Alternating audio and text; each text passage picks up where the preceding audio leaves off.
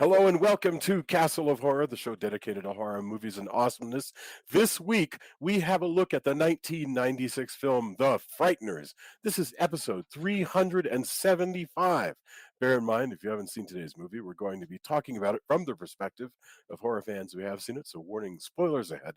From Denver, Colorado, I'm your host, Jason Henderson, publisher at Castle Bridge Media, home of the Castle of Horror anthology. With me from Austin is Tony Salvaggio, lead singer and bassist of the band Deserts of Mars and lead guitarist of the band Rise from Fire. Say hello, Tony. Howdy. Howdy.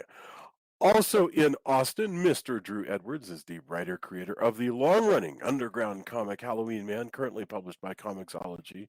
He is a Best Writer Ringo nominee, Austin Chronicle Best of Austin Award winner, and a member of the PEN America Fellowship. Say hello, Drew. AKA asshole with an Uzi. Yes. Could you really get shot in the shoulder with an Uzi and not lose your arm? That's something that I was pondering as I was watching. That's what bothers you about any of the realities. Yes, but for that, it's a very realistic movie. And finally, I mean, the rest deals with ghosts, but you know, Uzis are Uzis. Uzis are Uzis. And finally, also in Denver, caller commentary from Julia Guzman of Guzman Immigration of Denver. Say hello. Hello. Okay. The Frighteners. This is a 1996 supernatural comedy horror film from Peter Jackson. You know, who we know from Dead Alive, and certainly after this film from Lord of the Rings. So this is somewhere in the middle. It stars Michael J. Fox, Trini Alvarado, Peter Dobson, John Astin, Dee Wallace Stone, Jeffrey Combs, Arlie Ermey, Jake Busey. That's a heck of a cast. And it is about Frank Bannister, who is an architect who practices necromancy and starts out by conning people and convincing them that they are haunted because he sets his friendly ghosts on them, and then he extracts money, but he gets called into a mystery. To be fair, they are actually haunted because yes, indeed. Ghosts on them. Yes. He's like an exterminator that has like a sack full of yeah, exactly bugs like that. That he sits in your house, and then he goes in to get rid of them. Yes, 1996, The Frighteners. This is definitely a cult favorite film, if not just a favorite film. This is a film that a lot of horror fans enjoy. We are coming to it because Drew has a new project that he wants to talk about and ties in pretty well with The Frighteners. We're going to start with Tony, so we'll go Tony, Julia, and Drew. Opening thoughts, and then if I have anything to say, I will, or we'll just go into the film. So, Tony, tell us what you thought opening about The Frighteners. I really like this movie. I think a lot of people were curious what a Peter Jackson Hollywood movie would be after everything he had made up until now. Until this movie was released, and I think it's a great kind of bridge between all of the stuff like Bad Taste and all of his early stuff, which is gruesome and humorous. I think that would be his hallmark, and I think this continues that and is a little bit more slick. But it still has the opening is still pretty much could be. It's got all the hallmark, everything you'd want from Peter Jackson intro, the way the house is laid out and everything like that. That's just it's so good. But I really like the movie. The cast is excellent. Some of the CG it's of a time, but they're really trying. I noticed the stuff they were really trying was actually really interesting and well done. It's just some of the things when you try those things, if you're watching for it, that stuff maybe doesn't hold up as much. But I don't know, it would be hard to do a lot of it without the technology of the time. And you get Weta in there doing their thing, right? So that's pretty awesome. If you're gonna have a team doing this, that's a good team. Peter Jackson and his crew doing what they do. So I really enjoy this movie. I mean, it's Peter Jackson's favorite crew. It's at his favorite location. He convinced the studio to let him film in New Zealand. It looks gorgeous. I mean, it's a beautiful, beautiful location. Julia, Fran Walsh, Walsh is writing with him, on this, and it's great. I love it. Julia, what are your thoughts? Well, I mean, I feel bad saying this after Tony said, but I didn't really like this film very much. So I'm glad that we have a diversity of opinions. No, I just thought a lot of it was really dumb and silly, and not funny. Like there was the only thing that made me laugh was when the babies were flying around. And by the way, one of those babies was Peter Jackson's baby. But Really? No anyway, kidding. but the rest of it, I was kind of like, this is so dumb. And so and it's a real shame because I love Michael J. Fox and I really like Peter Jackson. I like just a lot of the people that are in it and the performances, but it just felt really just super silly to me. And but I did like, I like the score a lot, the Danny Elfman score, and I do like a lot of the performances. So it wasn't that I didn't like anything, but I just as a whole kind of didn't really feel like this was my favorite thing that we've watched for sure. But we'll get more into it. But I just kind of was I like, mean, I think that probably the things I like about it are probably the things like I don't think Dead Alive or Bad Taste would be a movie for you, well, this So wasn't a movie that it's For not the me, for kind me of either. movie. True. It wasn't the That's a good kind of point. movie because I really like, Ghostbusters and stuff like that. Sure. I really enjoy movies that are silly ghost movies or Beetlejuice. I just didn't think this one was very well Sure. done if it's trying to be that. But that's my opinion. So, but we can like I said, get into the details. I got you. Yeah. That's it. This I hear sounds you. like it's going to be fun. Drew, what are your thoughts? So this was a movie when it initially came out that if you were a horror fan, had a lot of hype for. I don't know how hyped the normie populace was, but like Fangoria had like a lot of articles on it. Like if you were somebody who was aware of who Peter Jackson was at that point, which was very different than the blockbuster Lord of the Rings, King Kong, that guy that we know now. Like at this point, the most mainstream movie Peter Jackson had done was which is still, not, a particularly Hollywood kind of movie. So there was like Tony said, there was a lot of interest to see what Peter Jackson would do and with a movie that was really a Hollywood machine kind of movie, and the producer on this was Robert Zemeckis. So like you don't get insider than that. But like I remember eagerly reading all the Fangoria issues about it. I remember getting really excited when I started to see the posters everywhere. This had a very striking poster. It had like the skull face kind of coming out of the wall, and it said just dead yet, question mark. And I remember like always being like very like taken by the posters of this. So there's that kind of nostalgia for me with that. Like I really, I felt like I was somebody that was like in the know. Like it felt like you were like, oh, this is Peter Jackson. Like, you at that point, it felt more of a, like he was like a cult director made good. And so it was kind of cool. The movie, I do really like the movie. I understand why Julia doesn't like it, because tonally it is very all over the place. Like there's stuff about it that is very dark, particularly the flashbacks with the serial killer duo like shooting up a hospital.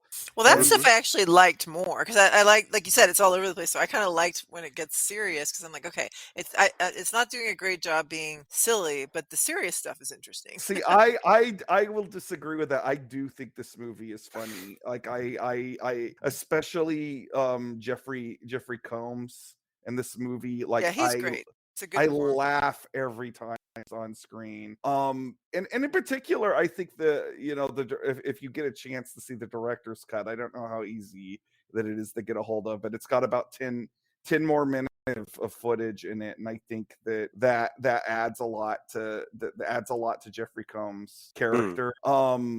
But yeah, I think this is a cool movie. Some of the CG has, as Tony pointed out, like it hasn't aged particularly well, but a lot of it still looks pretty cool, particularly the sort of mashup makeup effects and CG that they use for most of the ghosts. Like that stuff is aged reasonably reasonably well. Like it's mostly the Grim Reaper character that serves as the main antagonist. Like I feel like that stuff maybe looks a little overly glossy in retrospect, but for the most part, I think the effects in this are still pretty cool. This movie had an interesting history behind it. It actually was originally intended to be a Tales script movie. And that's interesting. Yeah. Do you think that the tone of this film is influenced by its origins as a Tales from the Crypt movie? I mean, certainly, but also like that was sort of the tone of Peter Jackson at this point. Like that's true. That's what I'm saying. Like mostly done. Yeah, I mean, Bad Taste. What, Tony? Well, like Bad Taste and Dead Alive, Brain Dead, or Dead Alive, whichever one you want. Meet the Feebles. Like that's silly as his up. Like that dark humor. I don't want to interrupt Drew's opening thought, but I do want to get into this tone question right away. Go ahead. We can go back to the question of Tales from the Crypt, but I mean, certainly it's easy to see this fitting in comfortably with Tales from the Crypt. I'm glad it ended up being its own thing, though, because I feel like while it probably would have done better as a Tales from the Crypt movie, I think its legacy is better off as its own thing, if that makes sense. No, that makes sense. Gosh, so my feeling is, it's so funny when I think of Peter Jackson, and I'm going to mix my opening thought with just going into the first conversation, because when I think of Peter Jackson, I think of Kong, right, which is like 2005, and I don't recall the dates of when the Lord of the Rings movies were, but those movies have a certain sort of somberness to them, even when they're being fun. This movie is just sort of walla walla wacky. I mean, everybody's sort of bouncing around. There's dialogue all over the place. Half the time, I have no idea what's going on. So I was lost in this film. and I found it a frustrating movie to watch. I wanted it to settle down and tell me a story. I found that at the third act, I liked the third act. When suddenly it settles down and it's about the two ghosts are trying to kill the girl, and they're in the house and it's scary, and there's no more funny special effects, or I don't like the Sam Raimi-ness of it all, which is a weird thing to say, because I know it's not a Sam Raimi movie, but what Drew, what you're saying that's really interesting to me is that's what Peter Jackson was. And I find isn't that odd? Is it odd that he had a very distinct voice here in the 90s and the 80s that was, slapstick and all that stuff. And then he swapped that out so that there's kind of two Peter Jacksons. Is that a fair read? Are there still two Peter Jacksons? I actually have no idea. I get the sense when you listen to a lot of his commentaries that he would love to go back and do a horror film. Especially like if you listen to the commentary on Kong. He during the part with the insect pit, he talks a lot about kind of missing being able to do like splatterpunk stuff. Not that that's what this is. I think this is definitely a more accessible, like this is him inching towards Hollywood blockbuster Peter Jackson, but it's certainly worlds away from Meet the Feebles, which is a grotesque movie. But sure, and it's so funny to think in terms of, like, if you think of Lord of the Rings, just picture that camera hanging up there at the shoulder of the statues, looking down at the boat as it passes by, and you have this choir going, oh. I mean, it's a totally different. It's like a different human being. Does warm my heart so much as my heart can be warmed in this day and age, that the director of Dead Alive and Meet the Feebles has an Oscar. That makes me think that there might be a God. Oh, yeah. I absolutely agree with you, because so Jason, you've never seen Dead Alive? Oh, I have seen Dead Alive, but I didn't care for that either. I mean, all the sort of. I mean, that's fine. I was just curious, like, what about Heavenly Creatures? Did you see that? Because that's the. Well, I've heard that's amazing. I was so delighted to see Melanie Linsky show up in this movie. She plays a cop. That was her. That was her Yeah. breakout movie, Heavenly Creatures. Yeah, and I haven't seen it, and I've heard it's I wonderful. think that would probably be more your cup of tea.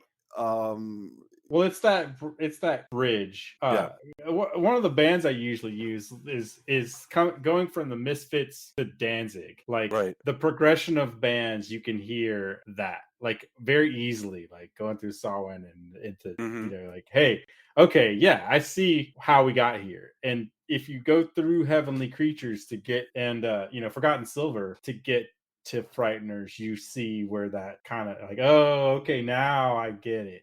This is kind of that bridge. But I'm with Drew, absolutely. In fact, a lot of people were like, wait, Bad Taste guy is gonna make Lord of the Rings? Are you freaking kidding me? I remember having the same feeling, you know, about that. Yeah.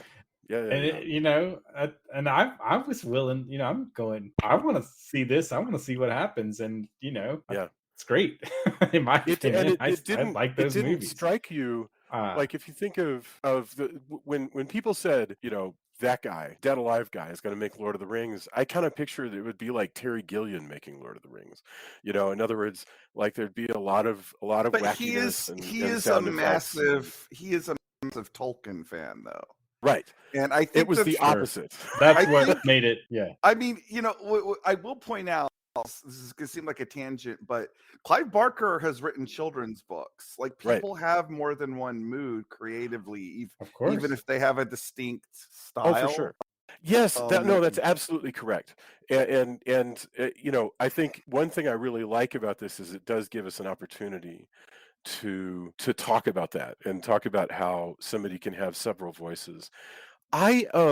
But you know, tonally, it's also, oh god, I'm sorry. Sorry, I didn't mean to interrupt, but you know, it's fascinating too because it can go in multiple directions. Like the new Doctor Strange movie is a Sam Raimi movie. Yes. Like you there's no, like, you watch it and you're like, yep. And I love it for that. Like I am in it for all of that. Yeah. But if you just gave somebody Dead Alive, Brain Dead, and you gave them Lord of the Rings, right, it's a lot less likely. Like those are fair. You know, there's moments if you're watching, if you know his movies, there's moments where you go, okay, I could, But in general, it's not the same.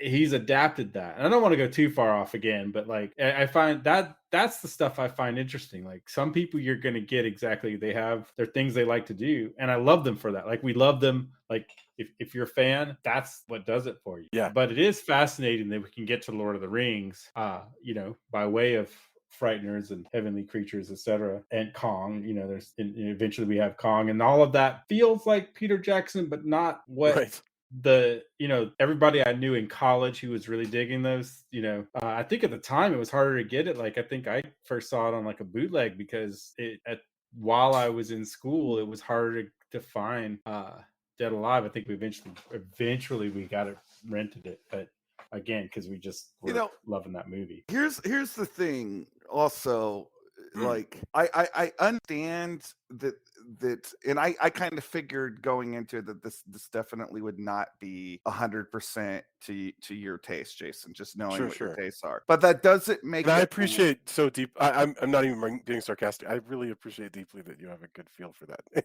Well, I've known you now for almost a long time. For a long time, decades. So like I feel like you know that but like here's the thing, that doesn't make this movie wrong. We're talking about taste, because like this kind of thing really speaks to me, because I actually feel like things that are sort of tonally all over the place are more like real life. Interesting. Well, because real life is all over the place. No, I'm with you actually. Every once in a while, I can absolutely. I think that's, I don't know, that's profound in a lot of ways. And that's why, you know, we talked about things that are just always dark, I think, or always feel like hollow to me. Yeah, for me, it's not that I don't want humor and darkness mixed. I just don't think this did it well. But I absolutely appreciate a movie that's dark and has a lot of laughs, like dark at the very humor. least to your taste, to my taste. The humor didn't work for me and Joey. I don't want to speak for you, but for me, I felt like she's speaking for herself. So it's well, I said the same.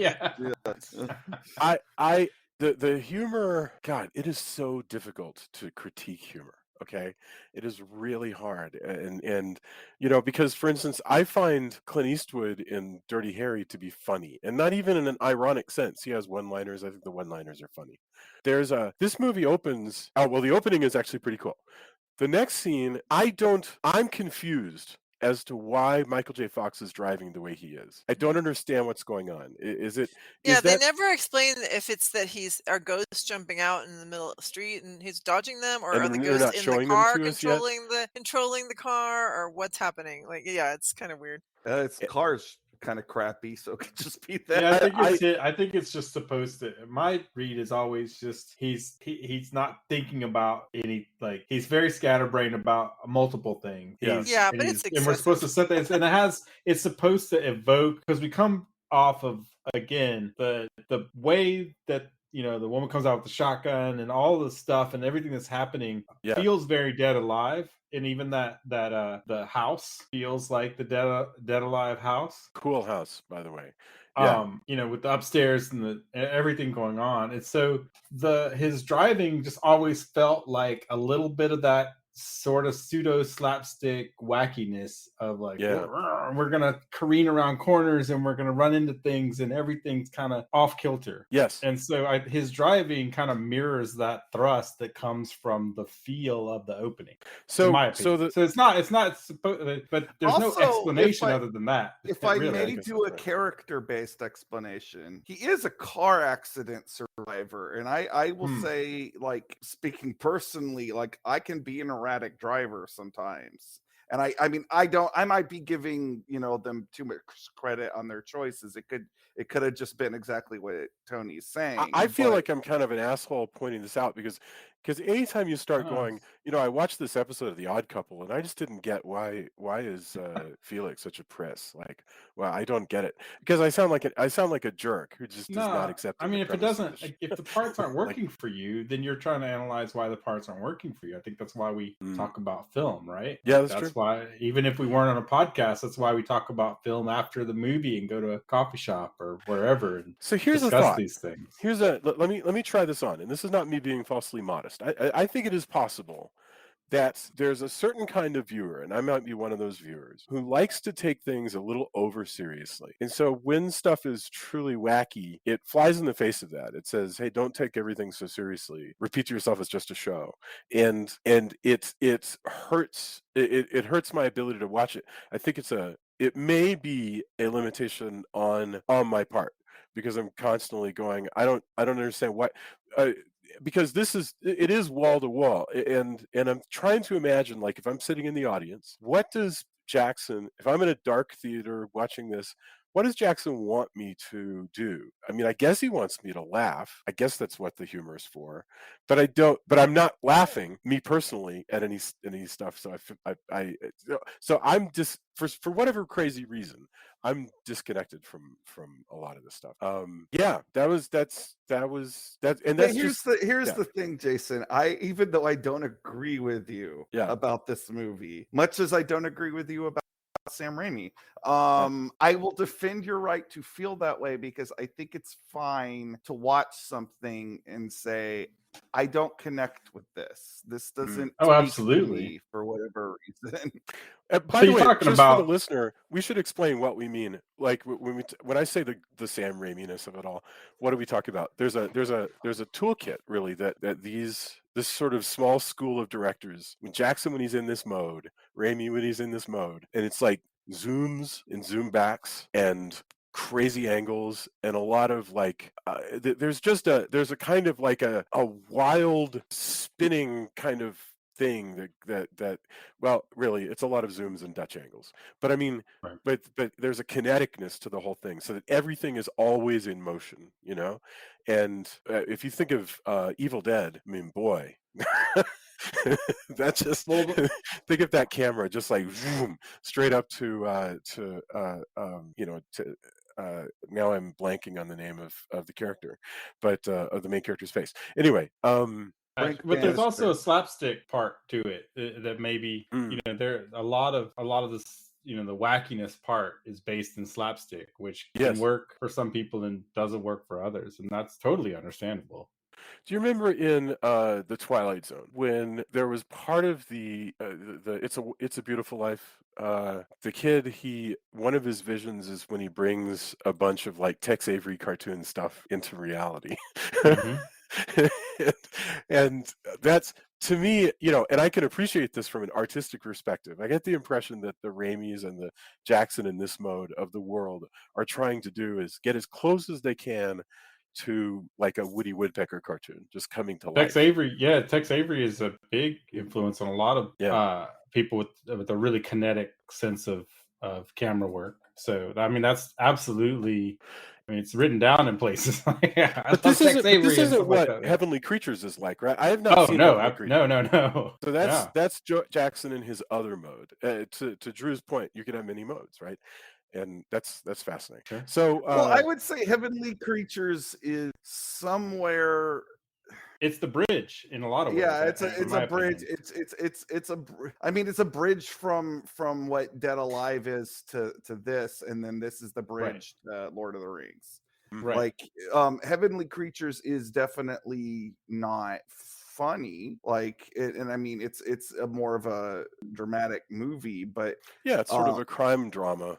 Sorts. But it's also very surreal. Like it's definitely it's an artsy movie. And I think it's okay to bounce around like that. Honestly, I as a fan of Jackson's, I would like to see him to go back to stuff like this, because like I am less interested in, like, I think the Lord of the Rings trilogy is a tremendous it's a tremendous endeavor. But when he came back and he did The Hobbit, I was less interested in that because he had basically already done that. Like the most recent stuff he's been doing, he's been kind of in a documentary mode. I don't even know what he's doing right now as far as I didn't enjoy The Hobbit as much, and actually, I knew some people who worked at Weta who talked about the pre-Jackson Hobbit, and there was that would have been an interesting, crazy land of things. Like, I don't know if the world was prepared for that, but he did a little bit of kind of crazy action with Mortal Engines, and that was another one that didn't quite. There was a lot of stuff to it, but it didn't quite gel. So I'm with Drew that I would love to see a horror, well, I mean, the time is right. I mean, if you look at what's doing really well on Netflix, and horror is having a wonderful resurgence right now. So there's plenty of room for Peter Jackson to do some horror if he wanted to. But I'm pretty happy with the Beatles. Yes. I'm pretty happy with this documentary stuff, and from just a geeky tech person view of it, like the way they isolated the tracks, the way that they redid everything in They Shall Not Grow Old, like that stuff, both from an emotional level and just the nerdy deep how they did that stuff was fascinating to me. I couldn't believe what I was seeing with the Beatles. I mean, like, literally. Julia, have you had a chance yet to see any of the Beatles documentary? The one I haven't watched the more recent one, but I have watched there's a brand new one from Peter Jackson called The Beatles Get Back. Yeah, I haven't watched that one yet. And but I've seen another one that was a bunch of footage that nobody else had seen. What's special here, and he's taken a lot of that some seldom seen, some seen before footage, but he's done all of these processes in it to just make it very immediate. Like, you feel like you could just reach out and touch Paul McCartney's face, and it's and not just that, but they actually isolated conversations and parts, and they were able to do some audio wizardry that just, when I saw how they did that, was like, I couldn't believe what I was seeing. Just literally, my jaw was just hanging open when I was seeing. But that's cool. But getting back to Frighteners, we start to see. But we do see where he's trying a bunch of new stuff. With Weta, and like, I think so. And again, I agree with Drew. There's some of the effects where it's hard to do cloth. By the way, it's always been. Well, it's still not easy, and that's where I started not liking it, is because I was like, this at first, because I understood eventually that they were trying to do it so much that they had to do CG, but the actual practical effect of a person behind a nylon screen is really scary and creepy. So if they had cut down like how much of that they need to do, like the rug and all, I feel like they should have just done the practical effect and it would have been fine. So that was from the beginning. I was like, this Well, looks so cheesy. evidently, they did make animatronic Grim Reaper, Mm. but it didn't really ever work the way they wanted it to, and Yeah, it's hard. there's almost none of it in the movie, if at all. So, Well, I wasn't thinking about Grim Reaper. Yeah, that too. I was thinking more about the ghost poking up through the ground and Oh, through the gotcha. wall Yeah, and yeah, stuff. yeah. Yeah. There's a lot of the effect of, and it's a neat shorthand the movie does where ghosts tend to attack you from surfaces, from like floors and walls and rugs and what have you. And Julia's point was they could have done the nylon thing like in Everything. Creatures of the Night, the video from the 80s. Right. But okay, so I do like the painting though. I thought the painting was one that almost cool. doesn't work, but the parts that do work really well. And the fact that they showed it from both sides and everything, man, that did it for me. And that's a tough one, and it's almost it's of a time, but I like that they were trying things. Yeah. And and all the ghost performances are great though. Yes. No, John Astin is great, really interesting. The guy who is, what is his name? I'm gonna look it up. Well, we should talk about Frank Bannister's group, in fact, and then Jake Busey. Yeah, but like to start with, so Bannister has a crew of ghosts that he hangs out with, which include, they scare people for him. Yeah, this is his thing, and it's a fun shtick. I mean, it's so bizarre. Again, he's like, he cons people in a sense. He'll set his ghosts on them. He goes and he charges them money. When he starts out, the thing is like everybody in this town, they think that he is a fake psychic. Yes, but he's a real psychic who still just happens to be a con man. Right. Yeah, this is a lot like exactly. Ghost. That's neat. This is a lot like Ghost in that regard, with where Whoopi Goldberg is like taking money to pretend to be a psychic, but she actually is a medium. However, in this case, he knows he is, whereas in that case, she doesn't realize it until later. But then also borrows from Ghost at the end for the effect, the hell effect, a little bit. Yes. But yeah, I don't know if Ghost. I'm assuming, Ghost was earlier in this. Oh, Ghost was the 80s, I think. Yeah. Well, do I have that right? Actually, what year was Ghost? Well, it definitely was. Ghost was definitely late 80s, early 90s. Yeah, well before this. Yeah. That was yes. 1990. So that was why it was confusing for us. Okay. Because it was. But yeah, it's 6 years before this. So. Yeah. So yes, and his crew are made up of. So you've got John Astin as the judge, who is a horny old goat, who's that was singer. That one thing that really bothered me was the scene where he goes and rapes the mummy ghost. I was like, that's horrific. I'm not happy about this. Not a ghost, it's just a mummy. Yeah, but presumably he thinks there's a ghost in there. It's grody. I just think I had forgotten about that. I mean, I'm not just saying, no matter what, it's uncomfortable. I'm not. Yeah, it was nasty. Nasty. But he's a funny character. His I do like him. It was done by Rick Baker, and it's incredible. It's amazing. Rick Baker gets his own credit just for this one character in the opening credits, which I thought was amazing. But it's such a good effect. He's the coolest looking thing in this movie. Yeah, for sure. Yeah. His eyes bulge, his jaw falls off. Well, and what's funny is, even with all that, even though he's totally unrecognizable, you still recognize his eyes. You're like, that's John Astin. Because the eyes are just unmistakable. He's got those Gomez Adams eyes. I also, with his jaw falling off, it reminded me of a Tales from the Dark Side, A Case of the Stubborns. Have you seen that one where the grandfather dies and his family's trying to convince him to No, I don't. That sounds funny, but I don't remember. But he's really dead. So grandfather's dead, and he's like, I'm just kicking around. And he's cankerous. And the whole family's trying to, grandpa is dead, and he's rotting, and it's awful. Yeah, if you can't, look up A Case of the Stubborns. That sounds very funny. and you'll I see thank you for kind bringing of, that up. That sounds and delightful. that's what it reminded me this time around. Like I think I thought about it the first time, but you really should see that. That's one of the Tales from the Dark Side that I really, for some reason, really stuck with me. But yeah, but I love all of that, and the ghost dog taking his jaw, and Well, and the guys who hang out with him in the car, the ones who Yeah, haunt so him. there's Cyrus, who's a black, big afro wearing, leisure suit wearing 1970s. Yeah. Who looks died in the he's 1970s. stuck Chi looking McBride like plays this guy. Yeah. quote Link from the Mod Squad. Right. And then there's Stuart, who's a glasses wearing nerd of sorts. And He and looks they like have he died in the 50s or 60s. Yeah, he wears a sweater, and they have all kinds of business besides the sort of scariness when they first show up. If you imagine these guys being on stage, it's like if they were on Broadway, you can imagine the prop of the car popping open and these actors sort of pouring out and like somersaulting around and banging into one another. And that's really what's going on. And that was the moment where it wasn't necessarily working for me, but I was sort of I was sort of amazed by what Jackson was doing. Where he's like, I want these actors to like, bring energy and just sort of be literally bouncing.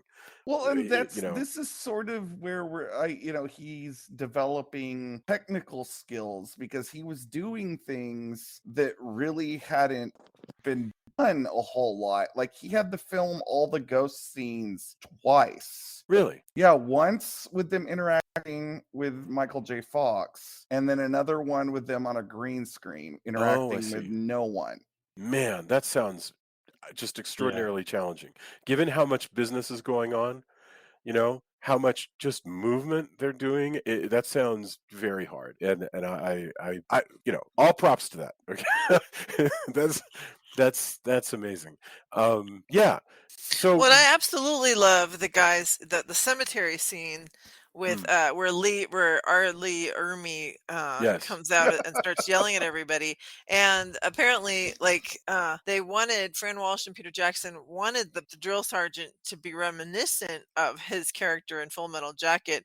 And they didn't actually intend to get him, but then when they were able to get him, they were like, "Well, this is perfect." So that was fantastic. just does This it. is And really they do funny. so much. They do so much with him too. Like they're Yes. able, because he's a ghost, they're able to amp that. And Right, I the like fact that he keeps dynamic too. transferring back and forth to like Yes. having the machine guns and then going back to his just regular drill sergeant uniform. Yes. Yeah. Well, when he's boxing, he's also in like the white tank, Yes. The sort of 50s overshirt, Marine Corps undershirt. boxing outfit. Yeah, Yes. exactly. He's in the wife beater kind of, and he's like like that. Putting him in those time periods for all of that was also really fascinating. Yeah. What I like too is because so he's only had this power for like 5 years, I think they say, since his wife's death, and he's had to collect the people that basically got stuck even after their he says to Ray, hey, in a year you'll get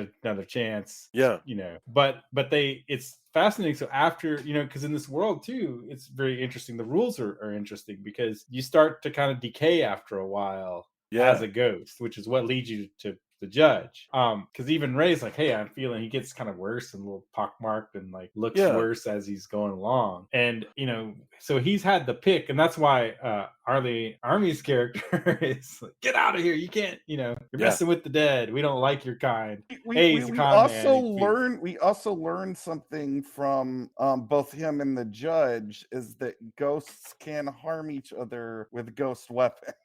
Yes. Right, exactly. Such a wonderfully crazy rule. I like it. I'm totally happy if they're going to lay down rules and say ghosts can hurt one another with ghost weapons, and if you could pick up a ghost weapon, you could hurt a ghost.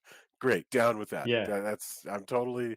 I'll take any rule that you want to give us. And that's totally fine. But Frank's had to. His crew is basically one of like, well, I guess this is the crew who I found and stuck with me, and they're kind of getting tired of his antics too, because they're stuck with, well, this is one of the only guys who can talk.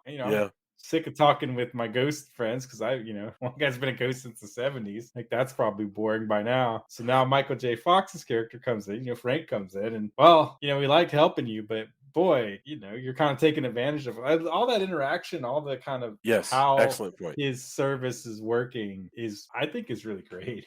Well, and it's pretty.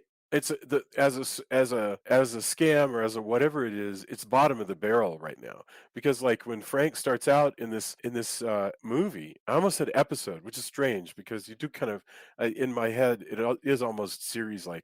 But when he starts out at the beginning of this movie, he's not even scamming these guys for money. He's scamming these guys because he was driving stupid and knocked over their fence, and he just wants them to clear that Right. debt.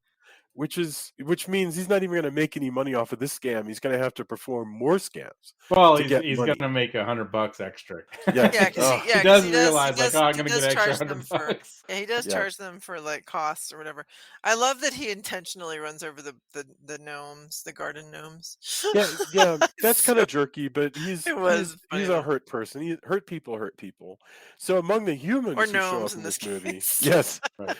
you've got. We mentioned Ray. So Ray is is a health nut who's married to this doctor. The doctor is Trini Alvarado as Lucy, and she, at the very beginning, goes to visit the person that we saw at the beginning running from the ghosts, and that was Dee Wallace. And so what we meet a whole bunch of humans together. So basically, you've got Dee Wallace Stone and her mom. The mom is clearly, we get the impression that the mom is trouble. She's been keeping Dee Wallace, who's nobody's idea of a young person, trapped in their home, never leaves, hasn't left since she was young.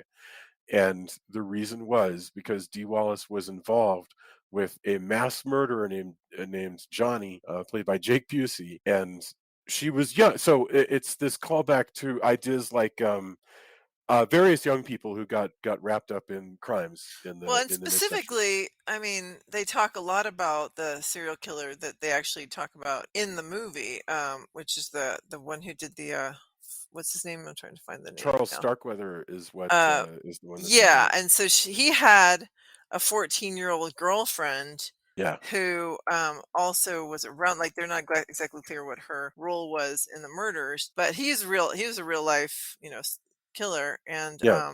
and the girl is Carol Fugate. So that's kind of what both they refer to it, and also the character's a little bit supposed to be reminiscent of Yeah, that. so basically all of the action is spinning around this dead serial killer and his very alive young girlfriend who is now a middle-aged woman, and her mom who's protective of her and keeps her in this house. And we meet, this doctor, this lovely doctor named Lucy, who goes to check out Dee Wallace, and her husband, who falls victim to the serial killer who has come back as a ghost. I just said a whole bunch of plot crap, but I'm just trying to lay out what's going on in the story so that we could get And back to if the anybody analysis is of it. wondering why somebody might feel it is uneven, just the fact that there's all of that just in Right? the first Although I think you bring up a good part. point. I do think this would have been a good television. Like just the stuff of him conning people. Like Mhm. you could have done like a Monster of the Week TV show of the Frighteners, and I think it would have been perfectly suited with that. Like the characters, like his trio of ghost buddies, like his dilapidated house, like all that stuff seems like something that would work as a series. And you could definitely expand on the lore that they Yeah. lay out. Michael J. Fox is of course extremely at home on TV, but in fact, I'm like, in fact, this is the last movie he does because he didn't want to do any more movies. Yeah, but it's funnily enough, I think that this would have been a better TV show now than back then, because like this is pre-Buffy, pre-Sopranos, pre-anything. Like you would need a pretty big budget to do this as a TV show. But so I'm sort of surprised no one's tried to option it and do a reboot as a television Well, that's a show. really good point. Well, I wonder now if you would get the pushback of like, hey, well, we already have ghosts and we already have surreal estate. Like, is this, what's the is there freshness room of for a it? Frighteners? The answer is always yes, of course. But, we've every once in a while you run into like, well, we have a thing, do we need another thing like that? We want our own thing. The Yeah. answer, But the I do answer wonder, is as long as it's as long as it's good, of course. But you know what I mean. Like I think, for example, I forgot what it was. Maybe it was even Elric, where or there were a couple things where people went, well, we had a Game of Thrones, and so we don't know if we're going to go through with this thing. Mhm. On the other hand, we have Wheel of Time, and so who. I think it depends on the executive making the decisions, right? But Well, I there was do agree that a Frighteners show would be great. William Goldman made this comment like long ago where he said nobody knows anything, meaning all you can do is just sort of you just take bets and you think you have a feel for what's going on Sure. and what'll work, but in the end the reason why not everything works is because nobody knows. If it were easy, then everybody would do it, and everything whereas we know for sure that you can actually do everything perfectly and it doesn't work. Or as Aaron Sorkin points out, you could be the best batter in the world, and if you hit like 1 in 3 balls, you're a genius. You're a miracle, and Sure. that's and it's the same though, thing with this. Yeah. I would rather see something like this where you have somebody who is talented like Peter Jackson and Mhm. he's swinging for the fences and he's Yeah. doing new stuff. And Mhm. maybe it's uneven and maybe it's not perfect, but it is interesting. And I would rather see that than a competently made, movie that's perfect Fair. in some ways. That in many ways Well, that feels like 'cause you something I've can't- said. Yes, I agree. Go ahead, Tony. I'm sorry. Yeah, you can't. One thing that you can't, if you watch The Frighteners, it's definitely not a forgettable movie, in my opinion. Like there's Well, something there, and that's Jeffrey Combs because that's kind of the alone. worst thing you can say. Exactly. Okay, So, then let's mention Jeffrey Combs. where do you So want to go on this? coming in from a whole other movie, Jeffrey Combs, I can't. And again, I'm not complaining about him per se. No, I thought it was really interesting and weird. It was his idea to do the Hitler hairstyle because he wanted to show just how very devoted he is to the country, that he's like, super extreme. But it was a Mhm. very odd performance. I did enjoy it. You're right that it's very memorable. So yeah, I think he was a good addition for Well, sure. go ahead and He's Julia, go ahead and basically tell us about Agent the character Mulder that Jeffrey gone Combs wrong. plays. Yeah, Agent Yeah. Mulder gone wrong. Yes. Yeah. Right. Yeah, because he's this bizarre FBI guy who has gone off the rails a little bit and is like, he's very paranoid, doesn't like, he freaks out if women yell at him. Such a strange detail. He's Such a just weird so, detail. Yeah. yeah, he's just so odd and over the top. He's not really on board with the whole ghost thing, but he does believe in paranormal stuff, and he actually thinks that that Frank is killing, because the thing is, the plot of the movie, or at least one of the plots, is that the Reaper, the Death, is going in and killing people by just squeezing their heart, basically constricting their heart, but there's nothing else to indicate that they would have died of a heart attack normally. So it's a weird thing. So it's like their hearts being shocked, but there was no damage to the arteries or anything like that around it. Anyway, so he thinks that Michael J. Fox is doing this with his mind. That's where he kind of goes with it. But he's just a very interesting, strange character. Well, Yeah. if you're able to watch the director's cut, they go into like a little bit more. Like they say that he spent a lot of time with like different cults Yeah, and everything. they do but, mention that in the movie, in the regular one.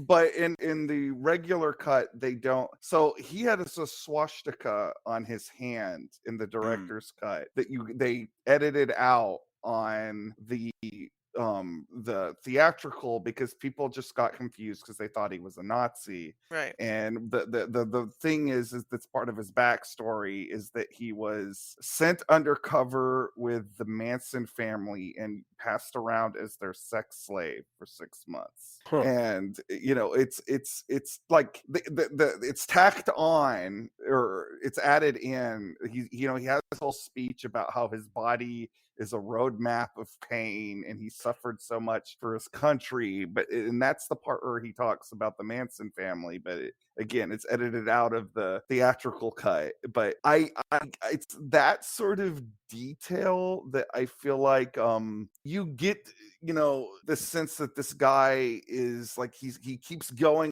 cover with these cults and sort of losing a little bit of himself a piece at a time, and to this point where he's like batshit insane, and like everything about him is odd. Like even his body language is odd. Like when the scene we're introducing him, he never goes all the way into the room that the other characters are talking. Yeah, he kind of looks And- around the corner. Yeah, So yeah, and weird. he's like sidestepping the whole time. Like it's very interesting choices that that you know Jeffrey Combs made, and apparently he crafted a lot of character. You know, Julie already mentioned like the haircut, but he also put things behind his ears to make his ears stick out more. and things on his Really? chest. Yeah. Yeah, and he because they you know Jackson said that the character was weird in the script, but he wasn't quite even as extreme as Jeffrey Combs him. And I like the fact that they got this guy who, you know, is a bit of a horror icon but mostly a character actor, and he's really going for something. Like it's bizarre, but it's awesome. I'm so of two minds. Whereas on one hand, I'm like, yeah, sure, throw that in too. We may as well have Jeffrey Combs doing this gonzo performance. Or you could go, Jeffrey, all of that stuff's great, but I feel like it's going to be distracting. Can we like dial it down a little bit? And I don't know which is better. I really don't. You know, The like answer is this is better. Because no, I will prove my point. Yeah. If they had gotten a different actor and had been more subdued, we Yeah. probably wouldn't be talking about this movie. Well, no, that's true. decades later. Yeah, Right. good point. Like the weirdness of it is what makes this stand out. Yeah. And I think that's really, again, I think that's really important to understand here. You know, you're of course, you know, it's still appropriate for you to say, well, it doesn't quite work for me, Drew, and that's an enjoyment thing. Yeah. But it's not whatever it is, it's not boring and it's not typical. Right, and it's not, like you said, it's not forgettable. Right. Yeah, and I think that extends to some of the other performances too, because like you know, first of all, like Jake Busey, He's so bizarre. he's bizarre in general, but like you know, when I watch him in this movie, I'm like, if they had somehow done a live action version of Batman in the animated series, he looks like the character design of the Joker as if it was a real person. Like he's Yeah, he just does. very odd, you know, presence, and he's menacing, but he's also kind of a buffoon. And then Dee Wallace, who is like his partner in crime in this, she's sort of cast it totally against type, and she's actually the one out of the two of them that I think is scary. She's not cast against type because actually Peter Jackson said he wanted her because he didn't want the audience to suspect her. So he was like, "Oh, nobody's going to suspect Elliot's mom." You know what I mean? Like Right. Elliot's That's mom. true. No, I mean I get that, but like the last 10 minutes of this movie, she's this grunting ball of violence, and Right. I can't think of any other movie where I've seen her do any, like she's running around with a shotgun, she's got butcher knives, and like she's really scary to me. Like, you know, like that's why we liked the last act, because it does feel like a horror movie at that point. Yeah. Well, to your credit, Peter Jackson does feel like the last act of this movie is the strongest. It's not my favorite part of it. My favorite part is the part where Frank kills himself and go fight the Reaper. But that is pretty impressive as well. And I like all of the business in the third act. I wanted to mention, by the way, Frank's situation is that because Frank has been so arrested by his mourning over his wife who died, and we later find out she died at the hands of the Reaper, in a sense, because this is a spirit that can kill people, and nobody knows. It looks like they had a heart attack. Anyway, he's been so arrested by that the house that he was building for the two of them, because he was an architect, he has let sort of fall into ruin. It's covered in plastic that are like shrouds, and it's just an ugly skeleton that's falling apart. In the course of this movie, he sort of comes alive again, because he gets involved in this mystery of the Reaper, and he has to defend himself, and he sort of falls for this girl whose asshole husband just got killed. And I like the story of the house, and I like the payoff that Jackson gives us, where once he is completely sort of healed at the end, they tear the house down. He's like, I'm done with that, with Well, and apparently being when they were arrested. done filming in the house, they set it on fire, and like the fire, you could see the fire in the background of of one of the funerals. Huh. I think it's pretty funny. But Wow. anyway, yeah. No, I think that's beautiful, Jason. I think it's a really nice way of describing it, because you're right. The house is a metaphor for him. Absolutely. Yeah. He's just trapped and falling apart. It's such a wonderful thought. Something that you were building, now you're not building it anymore, but stuff decays yeah. He doesn't seem like a guy that you would really want to hang out with at the beginning, because he's such a bundle of problems. Well, the only and people who can hang out with him are ghosts. are Although ghosts. the sheriff And they don't even really seems want like to. he likes him. Yes. Like, Yeah, despite himself, the sheriff seems like he likes him. right. Yeah. Well, he kind of feels sorry for him. He knows that it was a tragedy. He wants the best for him. This sheriff in particular seems to have his heart in the right place. For as far as in context of the movie, he seems to be, he cares about Frank and wants the best for him. I he's love not that above actor, by pitching the this way. book at the end. Yes. Yeah. They had adventures together. But yeah, the ghosts don't even really want to hang out with Frank. Yeah. They're kind of stuck with him because he's their ride. go between the living. Yeah, he's their ride, and he's their kind of touchstone to the living world. Even though they can't affect the world, he's that bridge for them. I want to mention about the actor who plays the sheriff. So this old guy is named Troy Evans, and so if you ever watched ER, he was behind the receiving desk at ER, but he's been in so many shows. He's been in movies and everything. He's just around in everything. He was in Fear and Loathing in Las Vegas, Teen Wolf, Demolition Man. He was on China Beach. Yeah. Which was about he's another one of the people, character actors. Oh, he's there. It's him. Oh, it's that guy. That guy. Yes, exactly. Yeah, I love that, actually. There used to be a website called something like "Hey, It's That Actor," which was just I think it was that it's that guy or something like that. But it was something like, yeah, and it had just all these articles about actors like that who you're like, oh wow, I mean, this guy is in everything. Yes. And then there was also the one about 2 actors, 1 role or something like that. What's it called? That was the same website, and same website. that was it was yeah. But it I'm was pretty like a sure it was. special thing where it was like, okay, there's these guys that always get kind of cast for the same role. Yeah, like the fact that Elias Koteas and Chris Maloney basically play the same parts and look almost the same, Yeah. So you're like, so yes. Troy Evans also, he was in Vietnam, and then he was on China Beach, which was a show about Vietnam. I just thought that was really cool.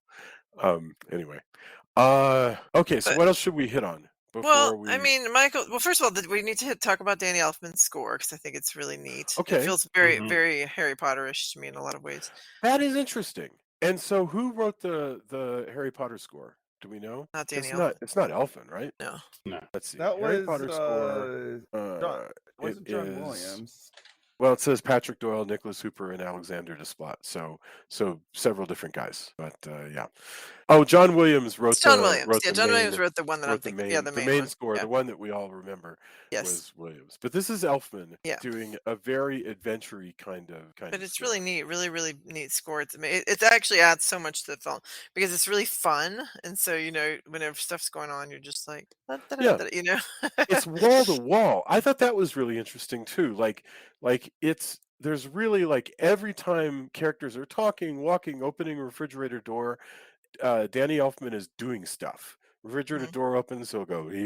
There's just like little cues and stabs and all kinds of things going on, and it's a hell of a lot of work. I mean, it is a score that gets a lot of attention. Yeah. And then the other thing is Michael J. Fox's performance. I mean, I think we've talked a lot about kind of around it, but just specifically him, if you think about the other possibilities of, because they wanted him from the beginning. He's the first choice they had, and Peter Jackson sent it to him and hoped he would take it. But they threw around the names for other people if he turned it down: Tom Cruise, Matthew Broderick, Johnny Depp, John Cusack, even Danny DeVito. And it's like, you just think about what a different film it would be with any of those people, because Michael J. Fox's like just physical acting, and this is 5 years after he's been diagnosed with his Parkinson's, but he's Yeah. still such a fantastic physical actor doing all these stunts on his own. There's that one stunt when he gets hit by the car, and you see clear as day that it's actually Michael J. Fox that just kind of swings over the car as it Yeah, swoops that was his legs out amazing. from under Right. him. And That I'm just was like, good yeah. Lord, that's him. So I just those things like that, and just the choices he makes and the way he delivers lines. It's just so it makes it really. I think for me, he saves the movie because, like I say, I didn't really love a lot of things about it, but He's he always really made wonderful. it so fun to watch. But Well, it does he strike me because God knows I watched Michael J. Fox from the point when he was quite young Sure, and Family on Ties, yeah. Family Ties and stuff like that. Through here, and this is, I guess, his last film. And after this, he does TV and stuff. Yeah. And yeah, he's still so capable of so much physicality that he's able to like do a stunt where he gets hit by a car and he just sort of spins himself over the hood. That's amazing. Well, he I think also he sells that this is a guy that's been traumatized. It would have been very easy. Like, I'm glad it wasn't Johnny Depp. I'm glad it wasn't Tom Cruise because I don't think they don't have the depth. Yeah. or It would have been vulnerability, different. really. Yeah. I mean, And he's also very earnest. That's something that always like had a sincere earnesty that he has. Yeah. And able to channel that, and you feel it. And I think all of that whole list is full of great actors, and they would have fulfilled a version of this role. It would have been But different. I really think that this. They're totally. Jackson was totally right. Michael J. Fox just fits it, and the way he's able to carry it, and the way he's able to kind of dig in where he needs to. Yeah. I mean, the Johnny feels Depp that great. was in What's Eating Gilbert Grape could have done this. You know what I mean? I could see that person.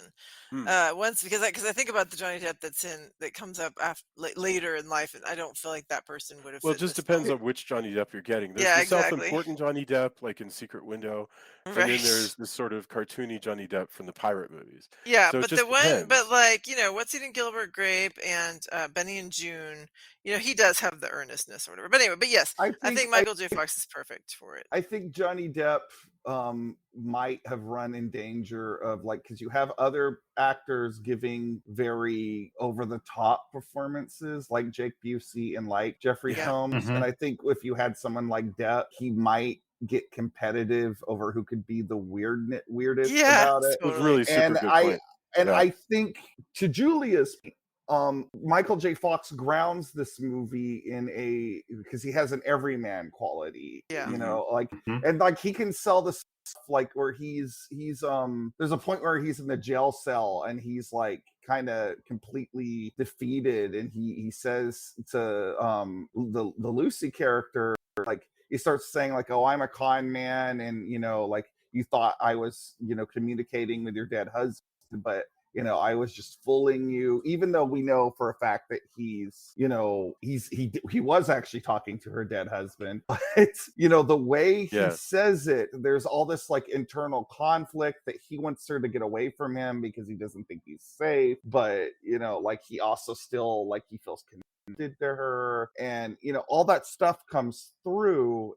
And again, I have my doubts that also there's also just the connective tissue with Robert Zemeckis too kind of makes it neat, because of course you have those Back to the Future ties as well, right? So I love the fact that it's Michael J. Fox. I think he brings a lot to this, and he walks a fine line between being very world weary, but also he's comical in his own way. He's comical in his sleaziness in the early part of the movie, and I don't, again, that's a hard character to play. I'm glad that they got somebody that has so many facets to him.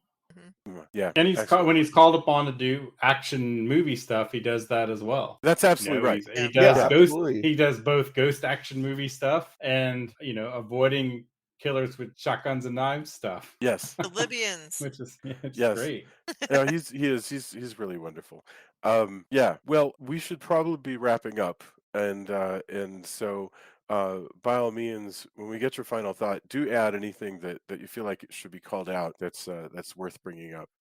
Um, but all right, we started with Tony. So Tony, I feel personally like you've brought me around. I've enjoyed discussing this movie more than I necessarily felt like I enjoyed it.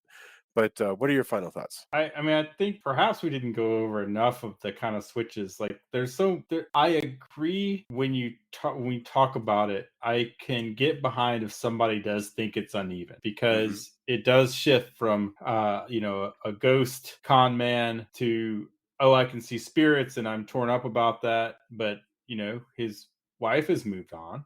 So you can't see her. That's got to eat at you, right? Like, hey, I can see spirits, but none of them with my wife. Yeah. The serial killer aspect, there's a whole part in the museum that has both slapstick and serious connotations because it's being chased. The specter of death is going through there. So there's a whole thing with that. There's a part where Michael J. Fox, again, we've gone full spoiler territory anyway, but there's a part where Michael J. Fox has decided the only way he can truly stop this thing because he cares is to be dead for a while. That's a neat plan, And by the way. And all of that as plans stuff, go, Well, that was really great. that's her plan. That's the Flatliners. That's the plan, yeah. Flatliners plot. Yeah. Right. But Well, that's not her right. plan. No, He he's was just gonna blow his kill brains himself. out.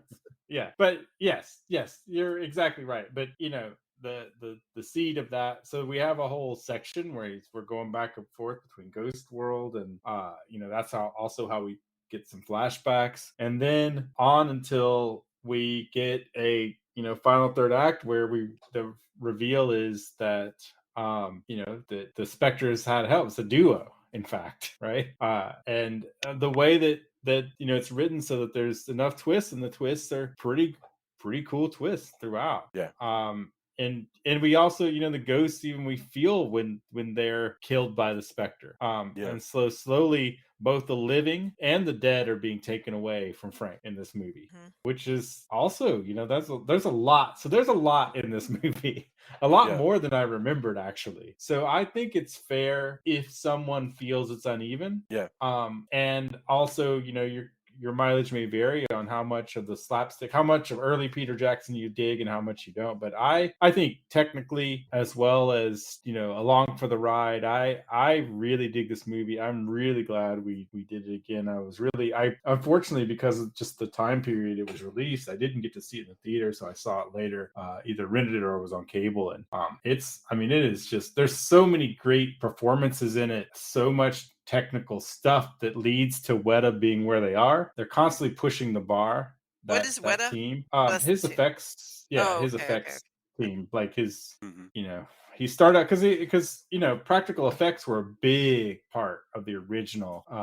Peter Jackson. That was his deal. Sure. These gross effects that were pretty amazing. I mean, the amount of fake blood in Dead Alive's lawnmower scene is a force to be reckoned with alone. But all the craziness in that was just like, it's so... again, Julia, definitely, I don't think that's the movie for you. I'm going to go out, I'm pretty sure. But just all the stuff that makes this movie and how it leads to other things, I think is really interesting. That's fascinating, even if you aren't a big horror fan or trying to dig on this. I do recommend, again, Heavenly Creatures and Forgotten Silver, just to see. And Forgotten Silver, even because, Jason, you were in the crowd where they showed Lord of the Rings, right? Were you with me at all 3 times. Yep.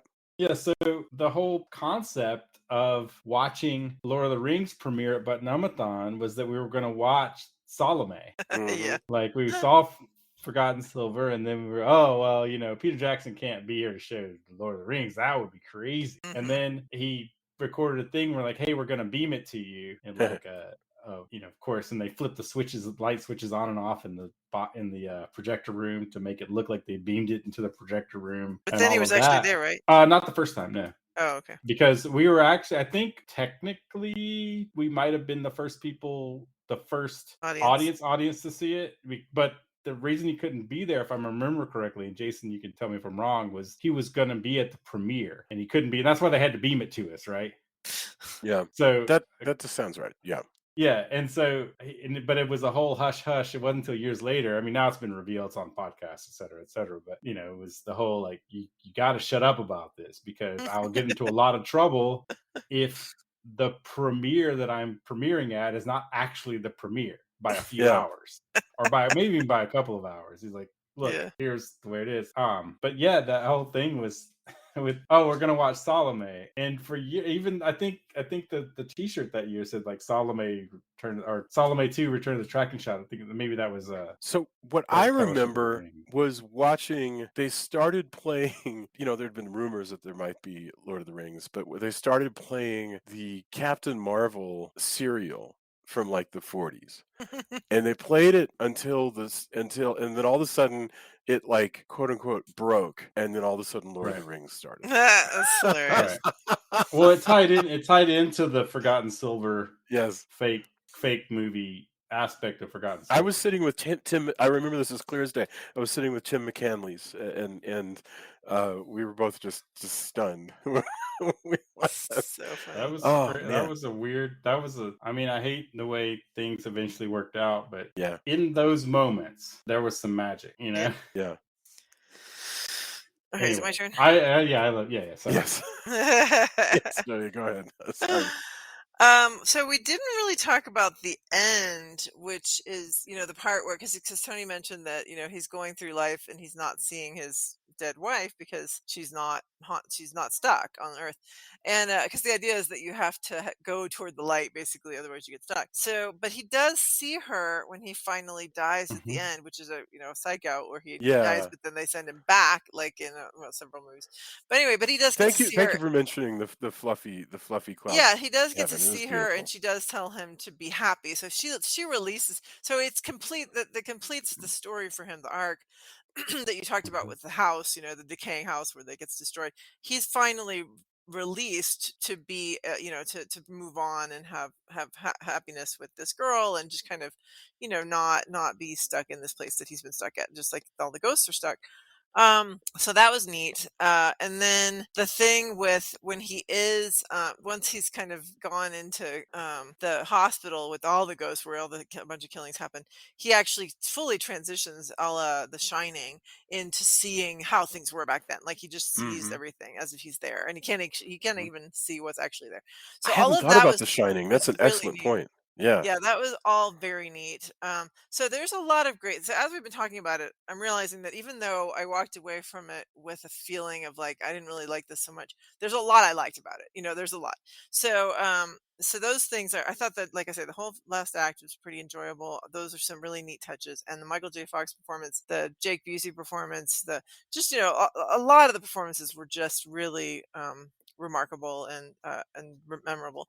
So there's a lot to like. So I am glad we watched it, and I'm really glad we discussed it because it's reminding me that I did like a lot of things about it. And then yeah, there's just some of it that I would just replace with other stuff. Just keep. I don't know, but it's it's definitely a great work. A lot of good things about it. So, yay. Excellent. Thank you. Drew, what about you? This is a movie I think we could talk on and on about, Yeah. but then we have a 4-hour episode, and I don't know how well that serves anybody. I was going to say that we needed to talk about the ending, but Julia, jumped to that. I really, so on that note, like, I'm just going to say, like, I really like this movie. I am a fan of this kind of horror comedy. So, which is one of the reasons why I wanted to talk about it. But I do think that this is a cult classic. It might be a regular classic in some people's opinions. It's certainly an interesting film if you're looking at the evolution of Peter Jackson's career, and just what a great collection of actors, though, if nothing else. Like even if you don't like anything else about it, like you can just appreciate all the acting talent on screen. Like it's got a tremendous cast. So I don't know, I love this movie. Very cool. I have nothing to add to any of that. Thank you for joining me for this conversation. We should do our our endorsements. So and Drew will end with you because I know that that you have a new book coming out that you wanted us to do this movie because it was kind of engaged with that. So Thematically appropriate. yeah. So we'll start with Tony. So Tony, do you have anything to endorse this week? Three things I think. The first off, I got the 4K release of Cloak and Dagger from Vinegar Syndrome, and let me tell you, that is a classy. I hadn't had time to put on the projector and watch it, but boy, that is a classy release. Just like magnetic, fold. There's a booklet. This is Cloak and Dagger, Dabney Coleman playing Yes. invisible friend, invisible spy, filmed in San Antonio, if I'm not mistaken. Was it Was really? on cable all the didn't know that. time. Wow. And yeah, just the packaging alone is amazing. And Vinegar Syndrome, really, like, I can't wait to watch it. That was like, I got it and I was just like, ooh, wow. I knew it was going to be good, Mhm. like they were going to do a good job because they do a good job, but it is, I don't know, it's classy. That package, Yeah. the booklet, the sleeve, all of it just fits. It's really beautifully presented, and I have faith, judging by their other 4K releases, this is going to be really great as well. I've also been playing the Guardians of the Galaxy game, which is really interesting because they didn't get the likeness rights to the Guardians of the Galaxy movie versions of people. Really? So you have So does that mean like what about the raccoon? Does he look different or he looks different enough. I mean, he's Rocket Raccoon's a little easier. Yeah. But Peter Quill looks different. Drax looks different. Gamora looks different. But has a whole feel. And there's parts in the 80s, and I can't. People had talked about it, and I'm still over the moon. There's a band in the game called Star-Lord, where we character in this gets his name. They made a whole Star-Lord. There's a cassette, the fold-out lyric sheets and a cassette, all of that. There's a whole soundtrack by a Star-Lord band, like multiple tracks that you can just listen to. Like, they made an 80s band and put it in the game. The game is fun. It's really engaging. Rain started watching it and she was like, yeah, it feels cinematic. Like, didn't bug her that they weren't, I mean, it all makes sense. Like, if you can't get the rights, just do it, right? And some people complained early on, but there's multiple reasons why I thought the game was really pretty darn cool. There's whole sections that aren't even action, just cinematic, cool stuff. We're interactive cinematic stuff, and like I said, anybody who's willing to make up an 80s sounding band that's fairly authentic and sounds cool for a whole and there's lots of 80s music in it too. I mean, you can't come from the movie version of Guardians of the Galaxy without having a Walkman full of cool music, right? But in addition to all the tracks that you might engage with, there's a whole Star-Lord band, and that's just amazing. And then finally, Discotech Media released something that is just so bizarre to me. Discotech does a lot of anime from the 80s, and they finally released something called Special Armored Battalion Dorvac, and that's a mouthful in itself. But what's really crazy is back in the 80s, they just said, hey, kids love Transformers, give us everything that's sort of transformable, mech, whatever. And if it wasn't doing quite as well in Japan, they would just kind of send all the offshoots off, like model kits and stuff. And so we got these Dorvac kits with weird looking alien mechs and transformable. The transformable ones, they had a Jeep, a tank, and a helicopter, and they actually end up becoming Transformers eventually. Like, they just took the molds from the Dorvac things and made them Transformers. But what's weird is decades later,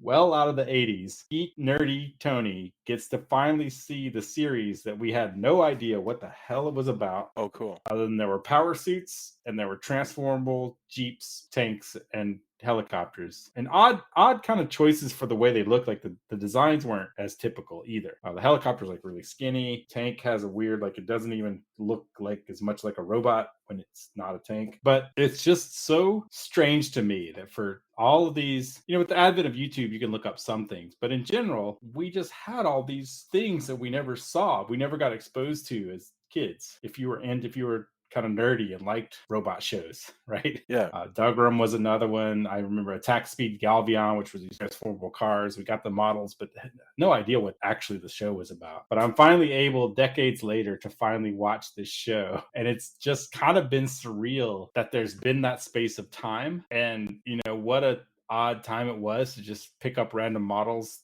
from Japan. The instructions, luckily they were pictorial. We couldn't read them. Yeah. You just kind of knew how to put together a model. Yeah. But all these power suits and stuff that I had seen, and all these weird looking, villain mechs, I'm finally able to like see them on screen moving around. And it's of a time, like it feels very, it feels like action robot shows from that era. But it's just been, I think Discotheque, is the savior of kind of old school stuff. And I have my list that I hope they continue to put out a few more that I remember from my youth, that I had no idea what they were about. But I just thought that was kind of neat that here I am, I've grown in some ways and maybe not as much in others, but I'm finally able to kind of go, wow, that was that show from that time period. And it's kind of cool. Thank you. Well, I'm sorry. No, please. Go ahead. Yeah. It's funny that you should mention the Guardians of the Galaxy thing, because I was going to talk about the Terminal List, which is the Chris Pratt show. So Cool. that's interesting. That is a really interesting TV. I think it's on Netflix. Is that right? Yeah, I think is that where it's. I don't remember. I would never remember. Yes, it's on Netflix. Yeah. But yes, so it's an interesting kind of one of those shows where you don't know how much. I haven't finished watching this first season, so I'm not going to spoil it because I don't know the end.